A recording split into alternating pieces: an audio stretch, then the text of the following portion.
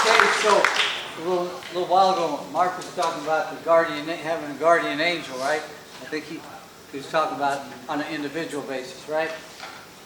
Fair enough. But does humanity have guardian angels? Well, of course, depends on your definition. I would define that as, grassroots leaders, and these leaders, kind of like Mark. When Mark said you got a guardian angel somewhere, you got to find, how am I going to find it? Where am I going to be? How can I do that? Seek and ye shall find. And I'll give you an example.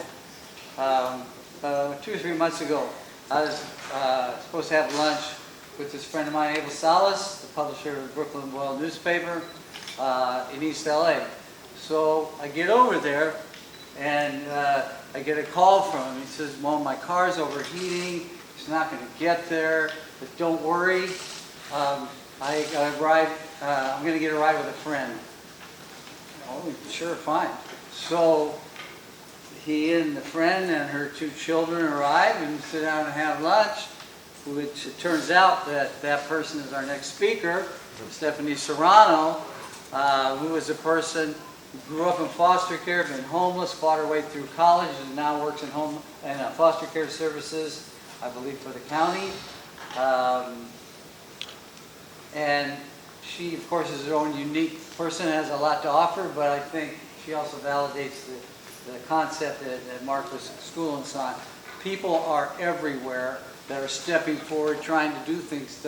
That's not the problem. This thing, nobody wants to do anything. Which, has anybody heard of the climate strike? Well, nobody wants to do anything.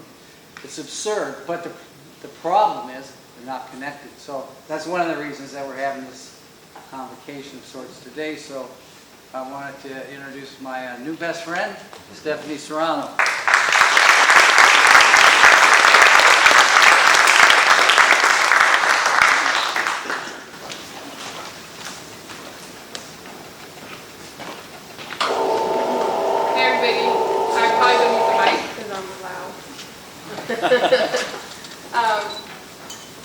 Thank you so much, Lee and Artists United, for putting this together. Art is really something that's very special to me. Growing up in foster care, it really helped me cope with a lot of the stuff that I was going through. And I know that's the same thing for a lot of people in our community. So I think this is a great forum, coming together, connecting art, and helping people heal. There's like so much to say on this topic, and so I wrote something this morning when I woke up very early, very rarely, and I just wrote this to help kind of sum up my experiences. But really quickly, everything everybody said really inspired me. But something came to my mind, and before I say, I just want to, I was driving through El Monte, and I've been working on getting funding for a program, and really advocacy, pushing people to fund the program. And I was driving in the street, and there's a homeless man, and I think his girlfriend very nearby. It was an industrial part of town. I was just blown away by this image. This man was sitting there, leaning against the wall, with like a rubber band tied around his arm. You see it here? And he was drawing. He was sitting there drawing, like homeless, obviously an addict, that didn't have nothing, and he was drawing. And I just thought that was just so powerful. And I think that's just a good visual representation of like why we're here. So I'm just going to read something that I wrote, and I don't consider myself like an expert writer. I just consider myself to be a very honest person, and this is some of my truth. Homelessness has been like a ravenous wolf knocking at my door in the midnight hour.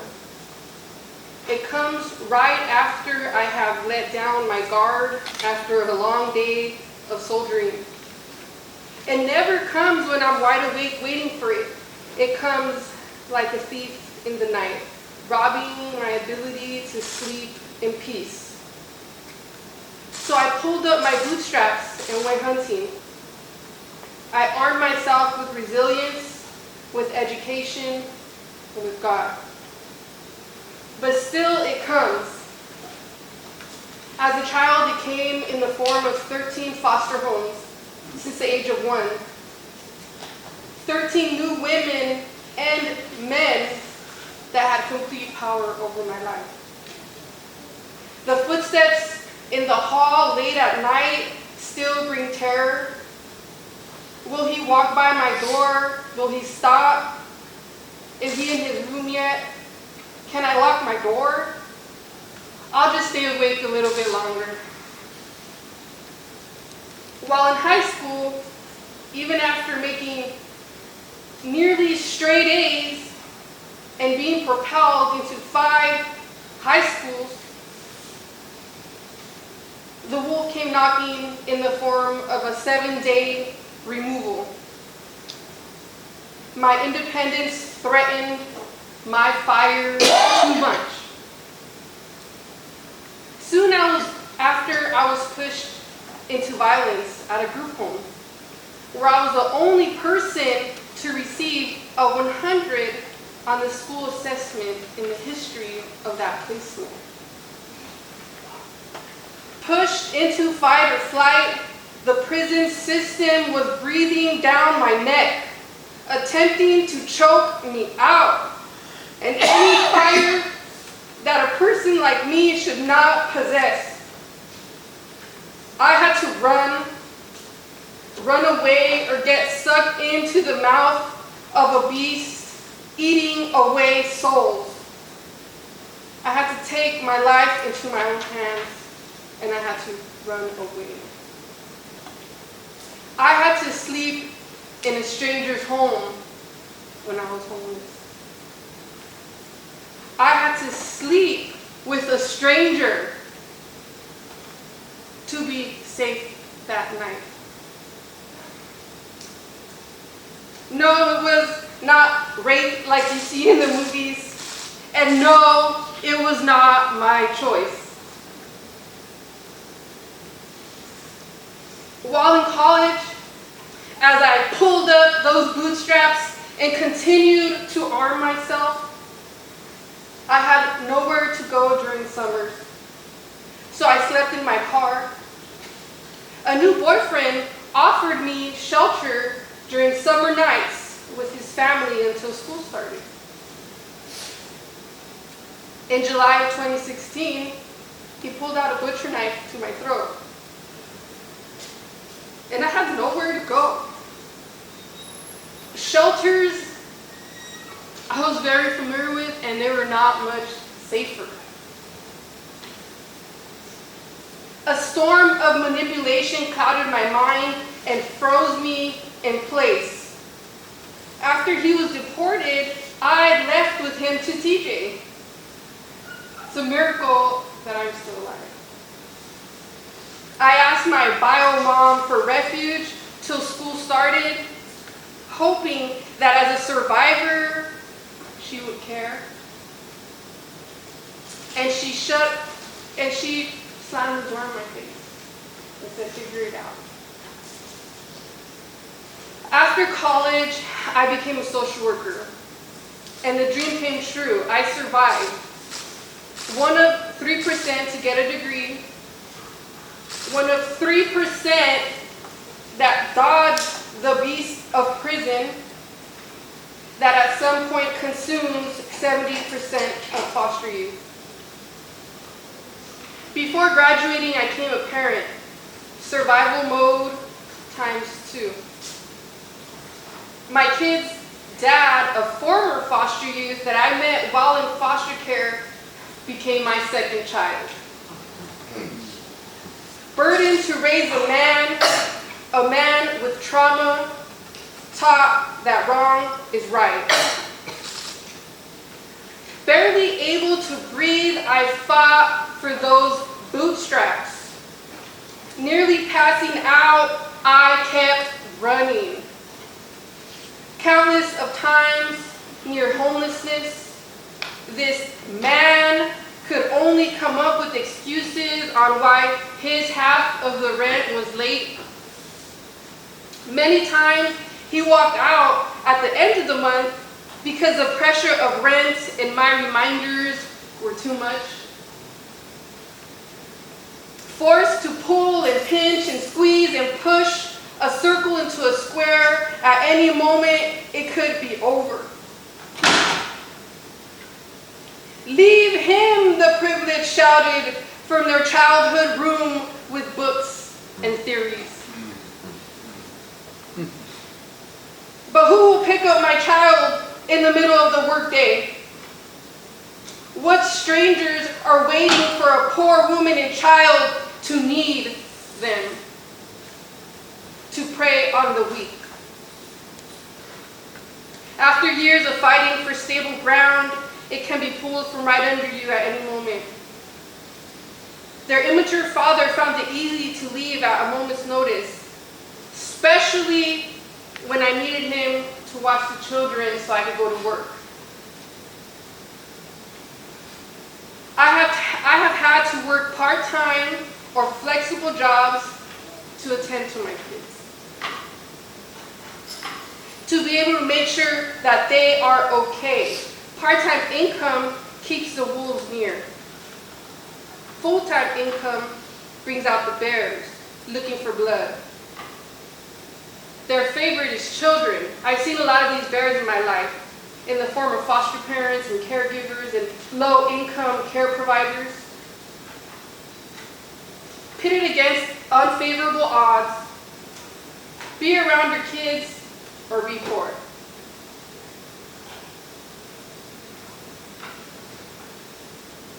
Oh, or have money and hand over your kids to a stranger that work half-fast for low-income women of color. One time I almost counted on someone. My siblings said they cared. My own siblings left me and my kids in a worse situation, in poverty-ridden Bakersfield. Not even knowing the lay of the land. This experience was so profound, it brought me to near suicide. The youngest one of 7, the bootstrap girl, taking all the right steps, and not even they cared. The wolf just keeps knocking at my door. For a long time, sleep was not an option while I stand guard. To this day, the wolf comes to my door every night. Like a soldier, I stand guard. Did you know that foster youth have higher rates of PTSD than 9/11 veterans?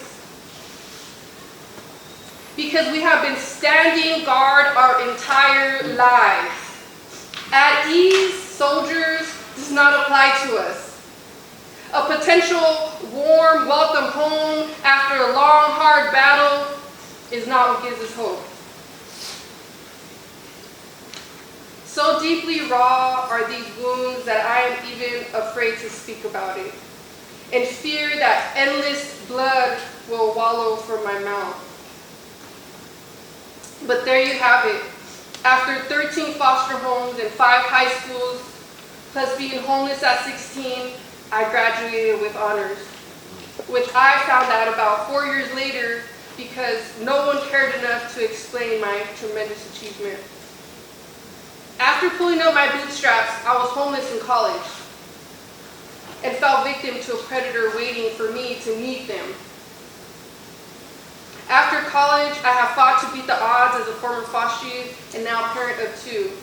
I have gone above and beyond to work in social welfare and support current foster youth to pull up their bootstraps. I am the all-American girl, born into poverty, who pulled up her bootstraps, who did every single thing that I was taught to be the right way. Yet the idea of permanent housing, no matter how hard I work, seems unfeasible. Waiting for the day where I could get to be a soldier at ease, where I sleep in my home and not temporary spaces, where grit and work ethic is my credit, where I can hand my degree to a realtor and the 3% graduation rate is worth millions. Despite my unwavering ability to pull up my bootstraps, this wolf still knocks at my door late at night after running and fighting so long. Letting him devour me seems slightly appealing. At least in death, I might be able to rest. So safe and affordable housing now, with the emphasis on safe, affordable housing. Yeah.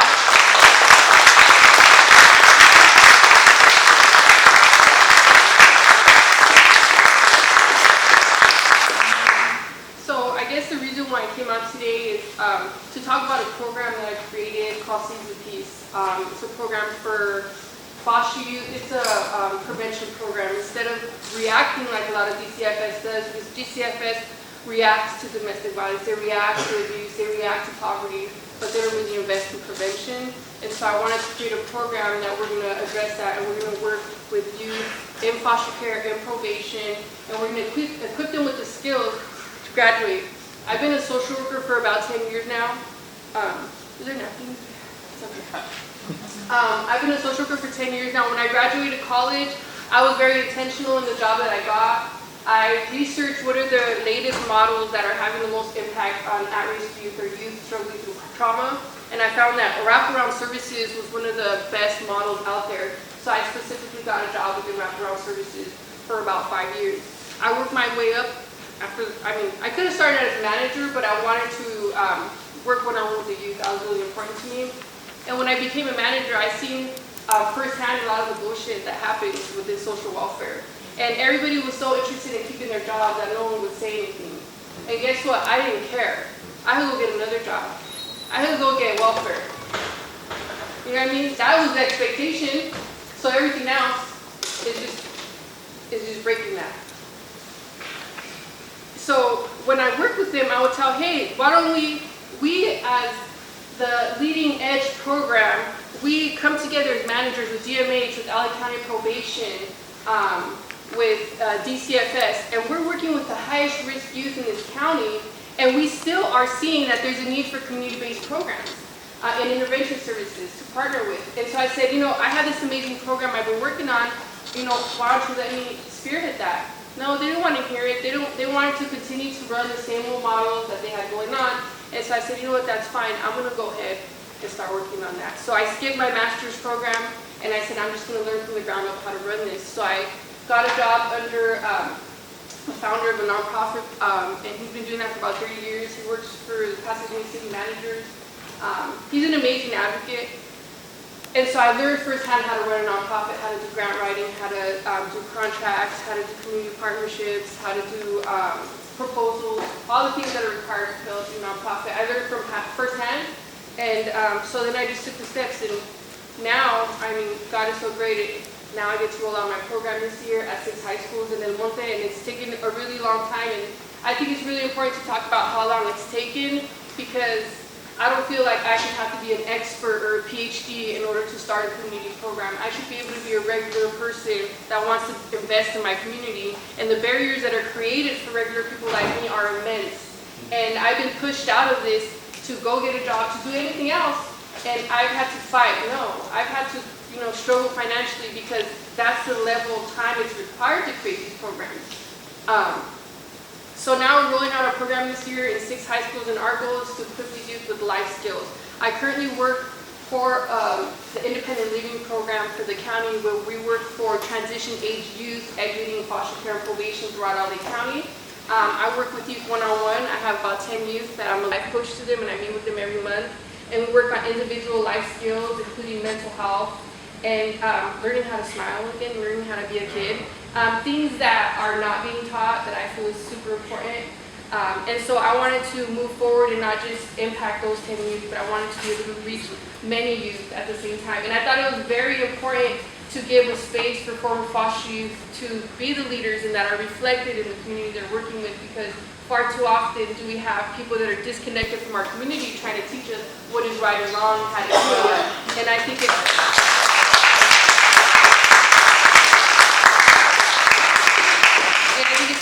imperative to validate people's experiences, and that you don't have to have a PhD to manage. You don't have to have a master's in order for your voice to be heard or important. And so we want to use our platform to share these resources with you. and to bring the community out and to offer your skills. So whether you're passionate in painting, dancing, sculpting, business, whatever it is that you're passionate about, we want to give you a platform to come and share that with the youth. And so that not only could they learn the tangible life skills like developing credit, how to get housing, just feel like they're being heard and supported, but then also knowing like, wow, my community cares about me. Like they took time out of their day to come and share this with us, which is equally impactful because, as someone said before, hope is critical. And so when you have your community come forward, it reminds you like, wow, I do matter, I am important. So the name of the program is called Seeds of Peace, and our goal, even though I grew up in many cities, my goal was to reach eastward with this program because I grew up all over LA, and I noticed that a lot of the services are centralized in downtown LA or Pasadena, and so I really wanted to make a concentrated effort to extend community-based services and a critical dialogue around this community going eastward. So right now we're in the San Gabriel Valley, the Pomona Valley, and our goal is to go into the IE, to Riverside County, San Bernardino, because a lot of those youth are not getting the services that youth here are getting, even though they're legally entitled for that. And thinking about how can I better equip myself with tools to support this community, I've been considering going to law school because a lot of these entities and agencies and county situations, they don't care unless you're pushing them up against a hard wall legally. So if I have to do that, then I'm going to do that. And if you guys know any resources, let me know. It's expensive. But that's pretty much where I'm at. And if you guys want to support the youth that I work with, you guys are welcome to reach out to me. I have some flyers right here. I'll put them on the table, and you guys could reach out. And I really want to reiterate that this program is not about me. I just want to be the plus sign, we have youth that need their community, and I'm the plus sign, and I just want to bring them to their community, and you guys are their community, and that's really going to equal healing and growing and feeling supported, which is imperative into healing.